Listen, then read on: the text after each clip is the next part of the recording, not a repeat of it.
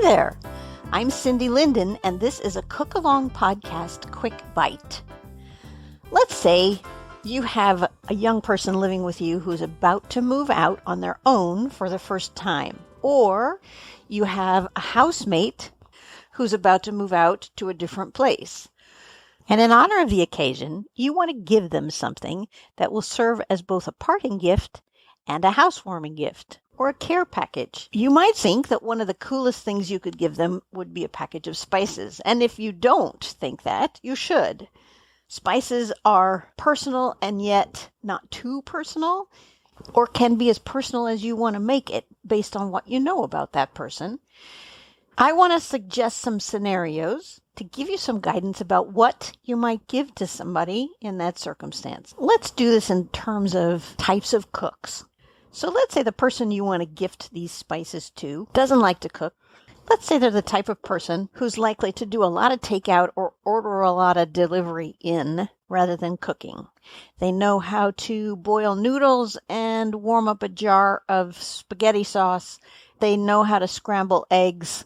Maybe they know how to fry a hamburger, and they aren't really interested in a whole lot more than that. For those people, they still need some basic things. They need salt, for instance. Obviously, they can go to the store and buy a canister of salt. But if you want something nice to gift them, a nice sea salt would be good. So they aren't buying the boxed stuff that has an iodine flavor to it. So they don't accidentally end up with kosher salt, which really is for bakers more than sprinklers. And so that they don't have to spend the money on salt at all. The second thing they're going to need no matter what is ground pepper. Just plain old ground black pepper. Beyond that, in terms of things that they might actually end up using, even though they don't cook a lot. Possibly some cinnamon, because if they have sugar in the house, they might decide one day they want to make some cinnamon toast, which is about as exotic as they're likely to get.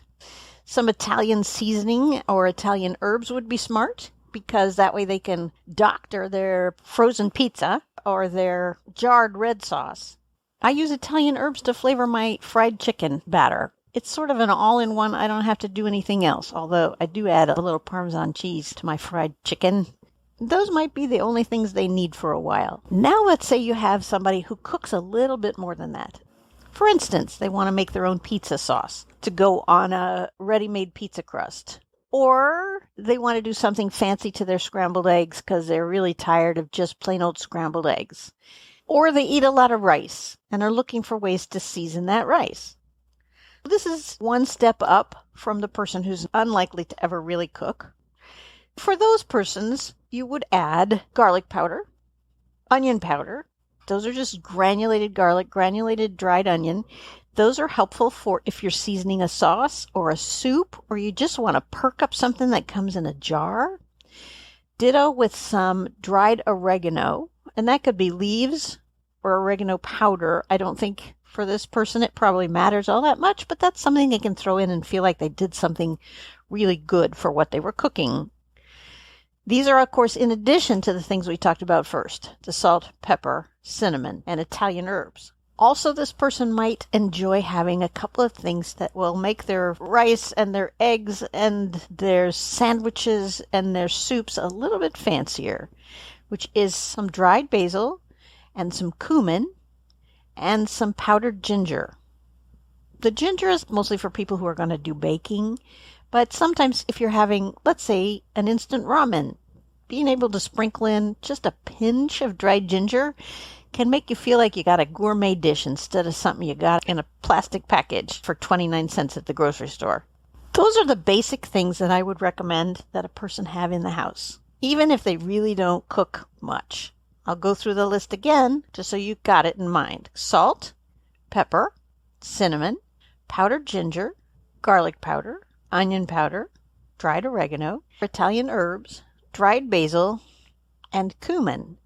Cumin is maybe something you're surprised to hear on this list, but I think it's one of the most versatile and meaningful spices that you can use. It shows up in almost everything that is of Mexican design, and many things that are of Indian design, and the tiniest pinch of that in something can make the difference between something that is really kind of blah and something that has some real character to it.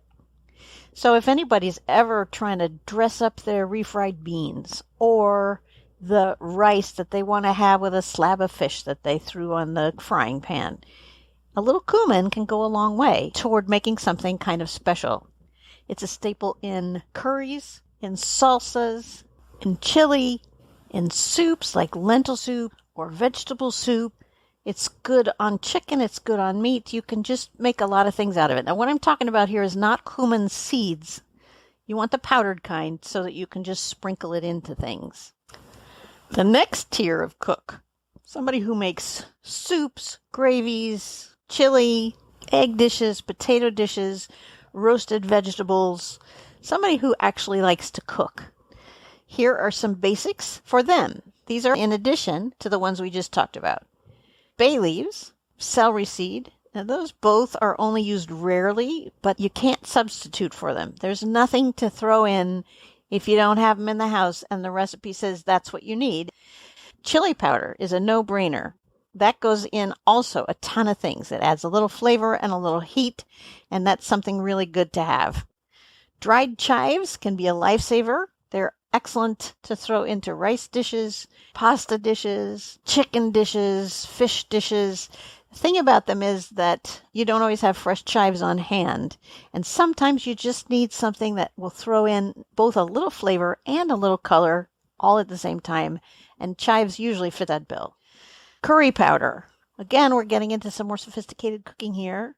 But if anybody is doing any cooking and likes Indian food, at some point they're going to want to make some kind of curry.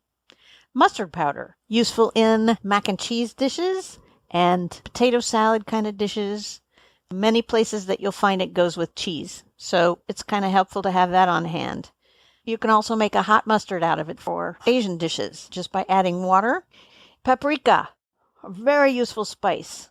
It's red, it's sweet, it has a tiny bit of heat to it. In addition to flavoring your food, can also be used just as a garnish because it's pretty.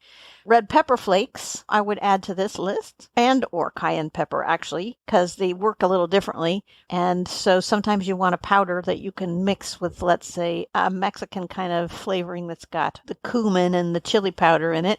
And sometimes you just want a few flakes that you can use to add to a pizza sauce or a spaghetti sauce or a chili that just needs a tiny bit of heat. You got to be careful with these because a few flakes go a long way in adding heat. I usually add a few flakes. I mean, I'm talking like 5 to 8 flakes, not very many, to both my pizza sauce and my red spaghetti kind of sauce. It isn't even enough to make heat.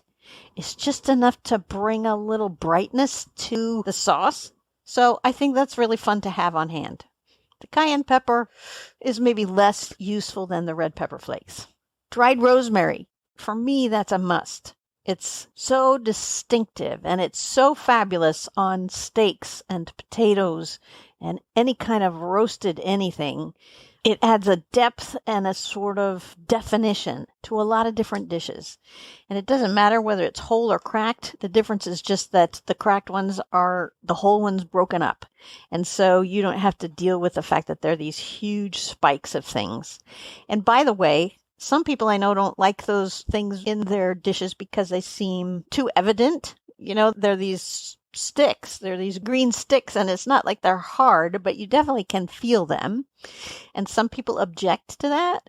So I know that Penzeys Spices, at least, sells a powdered version, which you'd want to be careful of because it's going to be very strongly flavored of rosemary. But if you really are looking for a powder so that you can get the flavor of rosemary without the sticks, it's out there. You just have to look a little bit for it. This person will also find some rubbed sage, which is a dried sage that's just sort of crumbly, not sage leaves. That's useful for poultry dishes, pasta dishes, breads, potatoes, all kinds of things. You want, for the same reasons, really, some dried thyme, and that can be powdered or leaves also. I've decided I kind of like the leaves better than the powder.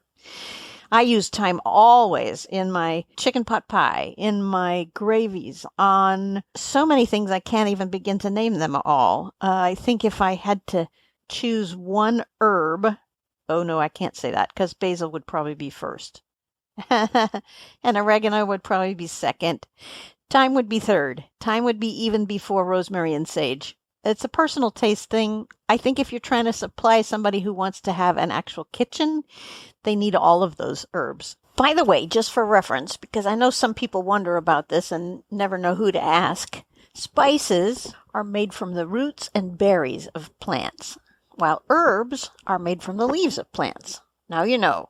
Another thing that can be fun is a white pepper, which is milder and got a little bit different flavor than regular ground black pepper, and it doesn't show. So if ever you were making a white sauce, again, we're talking about somebody who does a little cooking, and you didn't want black specks in it, you'd use the white pepper. I think it's handy to have some kind of hot sauce, Tabasco, and they come in several different flavors and colors of different heats. And so something like that is handy to have just when you just need a couple of drips of something, or you really want something that's kind of a sauce. Now I want to add one more level of potential gift-y, and this is someone who not only cooks, but bakes, or somebody who doesn't cook, but likes to bake. Obviously, they're going to need that cinnamon. I think cinnamon is probably the most used baking spice. They probably need the ginger as well, but you've already covered those things for those people. Here are the other things you'll want to add for those people who like to bake. Ground nutmeg. Nutmeg is also great for savory foods, but especially some kinds of sauces. Like a bechamel sauce, which sounds exotic, but it's actually just the creamy white stuff you put over pasta or in a white lasagna. By the way, I have a white lasagna recipe on the website, the Cookalong podcast. Go to the search bar and type in white lasagna. It's yummy. Also, I should have mentioned this earlier, my recipe for chicken pot pie when I was talking about the thyme is also on the website. And again, just type it into the search bar. A little jar of ground cardamom would make a really nice gift for a couple of reasons. First, because it's exorbitantly expensive. And so somebody who's just starting out in a new place might not feel that they have the discretionary funds to spend money on something like cardamom. Powdered cardamom can be the secret ingredient in a number of different kind of things because it's sometimes a little hard to identify, which makes it kind of fun. And if you just use a tiny pinch, it's there without people being able to pin down necessarily what it is. For baking, it can be the thing that puts the icing on the cake. And I don't mean that literally. I just mean it can be the one thing that takes a recipe over the top by just using a tiny pinch of it. It is the coolest thing to have on hand just to play with. The other things that, of course, any baker is going to need are vanilla extract and almond extract. Now, I'm not talking about staples here, like flour and sugar. That's a whole different podcast. But with the things I just mentioned, you'd have a pretty good kitchen full of spices. I don't know that you need a whole lot more than that. Those are the things that I really think everybody should have, depending on their level of cooking, as I've defined. If you have something that you use at home that flavors things in a way that will make it feel as though they're carrying your home away with them, certainly you should include that in whatever care package or gift box you're giving, and if necessary, with instructions about how to use it. Again, I think that spices as a gift is a very cool thing to give. It expresses a thoughtfulness about what that person's future life might be or become that I think other gifts can't do. It's also something that will get used over and over, even if it's just a special salt and pepper. And by the way, for the advanced cooks or even the mid-range cooks, it might be fun to give them some whole peppercorns and some sea salt that has to be ground up and a couple of grinders, because sometimes that is just the right touch. That fresh ground pepper is a little bit bigger than the powdered stuff, ditto with the salt, and because of that, it takes very little to dramatically change a dish that's either cooking or is on the table. The other thing about the spices is that, especially if you tuck in something that's personal, that you like to cook with, or that your mother gave you, or that a friend passed along because they really like it, if you put one of those in the care package or gift box, the person receiving that will always think of you when they use it, and that memory will last for as long as that jar of spices, and maybe even into the next one that they buy for themselves because you were the one that introduced them. What other housewarming or going away gift is there that you can say that about There just aren't many things you can give that have those kind of qualities to them. Food is one of the key ways to people's hearts, and good cooking is one of the things that people really tend to remember for a long time. So passing along things that remind them of your cooking or that teach them how to create their own cooking that will create memories is a wonderful, loving thing to do. If you feel that there are other things that should be on this list, I would love to hear about it. Please feel free to leave a comment on the cookalongpodcast.com website on the page for this quick bite, which you'll find in the drop-down menu where it says Quick Bites. Let me know what other spices you think should be included, or send our listeners to recipes that you might have tried that use some of these spices that you couldn't do without now. That would be very cool. If you're enjoying this podcast, I hope you will share it with your friends. This is, I think, a great list to share with anybody who might even be looking to supply their own kitchen. If you want to help support this podcast, please make a donation through your Acast app. It's really easy to do. It just says help frost the cake, and it will give you an opportunity to throw a couple of bucks my way.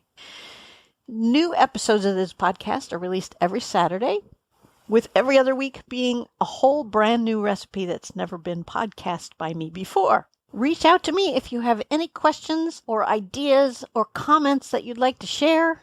You can do that on Facebook, or you can do that on my website. And until next time, happy cooking.